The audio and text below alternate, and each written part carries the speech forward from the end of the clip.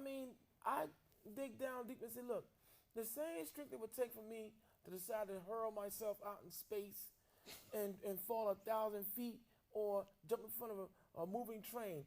That's 6 tons of unyielding steel and whatever else is made of. If I can work up the strength to do that, I can work up the strength to live. But that's just me getting the necessary help that I needed and everything else and acknowledging other issues or cutting out people in my life that were causing all this, emotional baggage that I was taking on. But I'm having a hard time believing this woman killed herself. Well, I'm just I would not with the overwhelming spate of nonstop killings. Okay, look at the woman who was just in her home. She was in her home. Remember, brothers, this. Police don't have to take you to the station to kill you. Lately, they've been blowing us right away out in the street in front of the camera. Well, that's true, too. True.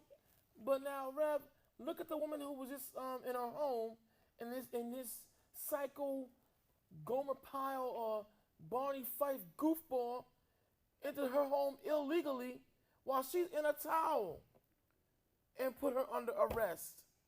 See, I want to know who are some of these goofballs. Well, I told you we're in a police state. We in a police state. We're not standing up for the Second Amendment, right? There's places you can't do. There's houses you can't.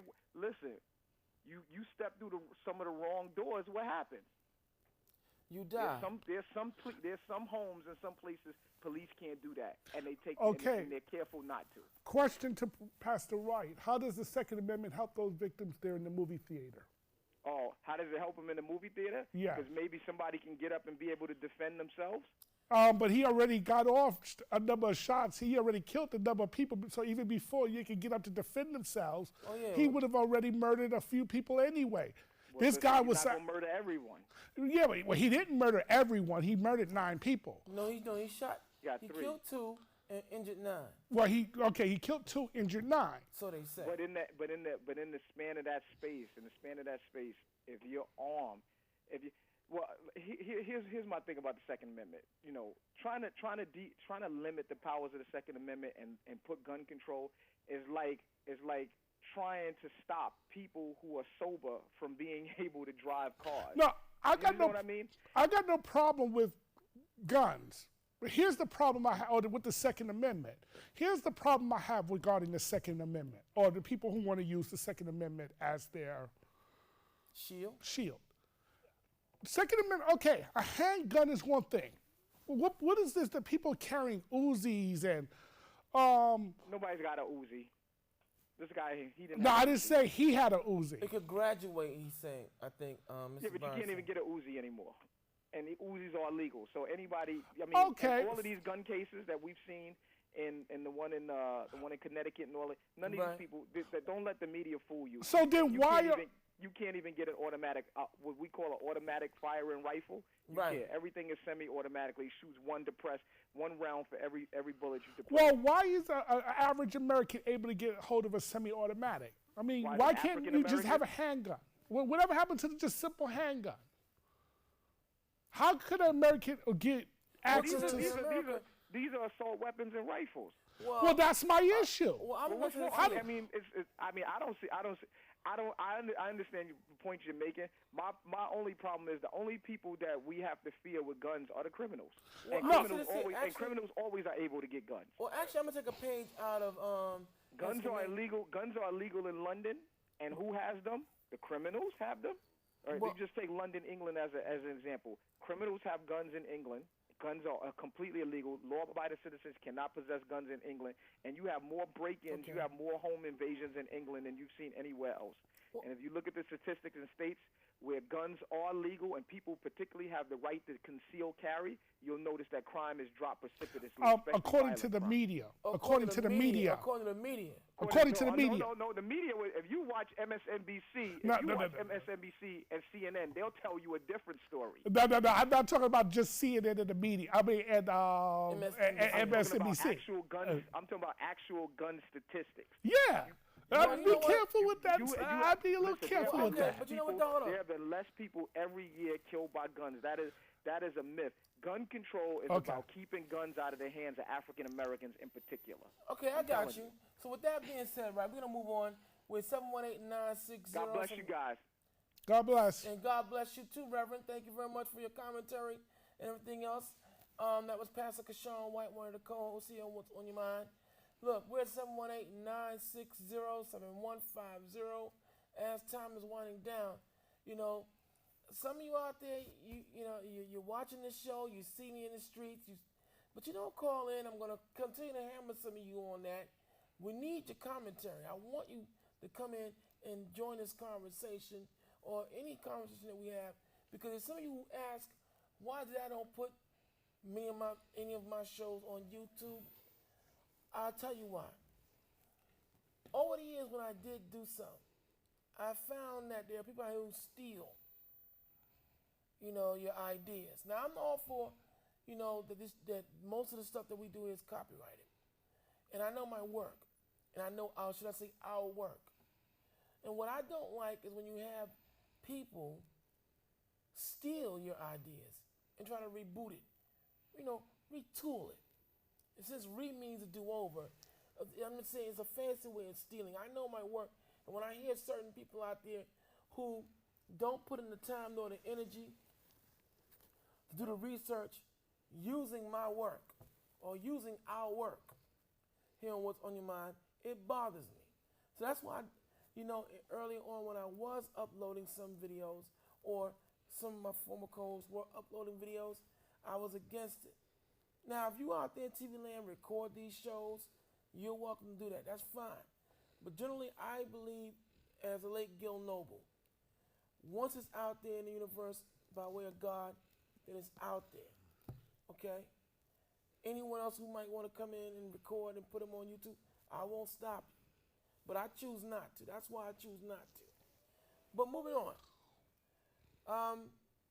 The Reverend brought up a very interesting point in regards to the Sandra Bland issue. His whole outtake on the gun control issue. Look, I think gun control is simply this here. How about if we don't make guns, then there's no more problem, is there? Well, I don't think guns is the problem. It's the people who have the guns that is the problem. Look, I'm making a point, Mr. Brown. If they stop making guns, period, if we stop manufacturing and producing guns, then you wouldn't have no more gun problems, now would you? Well, yeah, but here's the thing. What's to prevent them from using another weapon?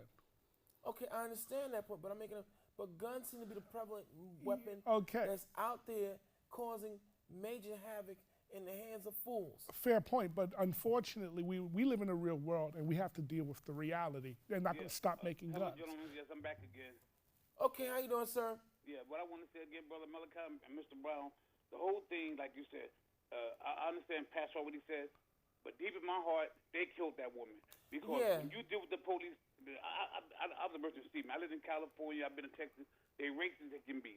And they always want us to be submissive. You can't even say, excuse me, officer, shut the hell up. It remind me of... You know what, Mr. Brown, Duffy? You remember the Grandmaster Flash tape? When they pull up there, they were sitting down, and they made that song, and the officer pulled up. He said, excuse me, officer. He said, shut up. What's that? He said, we for his father. What's that, a gang? Shut up, get in the car. Mr. Duffy, how yes, about, sir. allow me, Duffy. You know what it is? Look, I'm just a stone cold realist like you, Mr. Duffy, and let's just face facts. There's certain racial demographic of the law enforcement have very thin egos.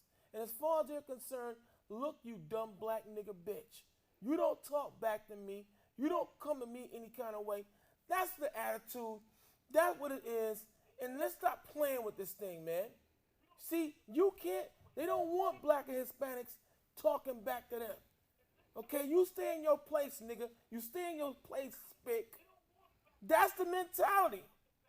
So we gotta stop playing with this and mincing words. Like you got KKK and all these other types of men joining the police force for the specific purpose of doing what they're doing, and they're getting away with it. That's the mentality. Because you know what?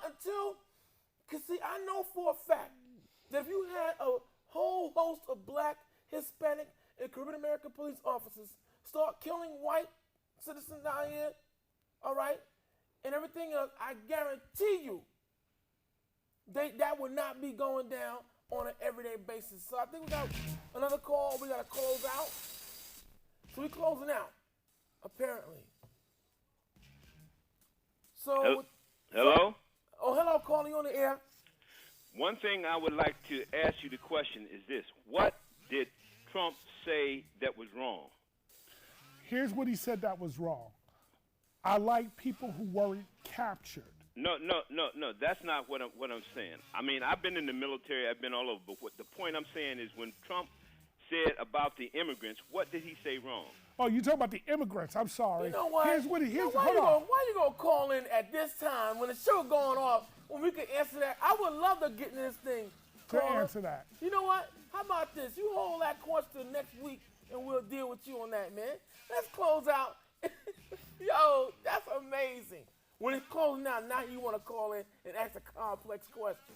This has been an episode of What's on Your Mind, Unchained, Unleashed.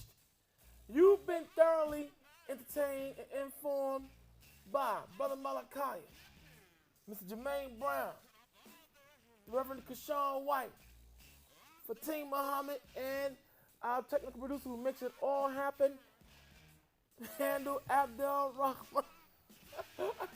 Okay, I hate when I mess up his name. But look, give it honor to the Lord in Christ, move all thoughts flow. Get up off your duff, people. Start studying, start looking into things more, because a lot is happening out here. And with that, we are up out of here. Take us out of here, Mr. TD.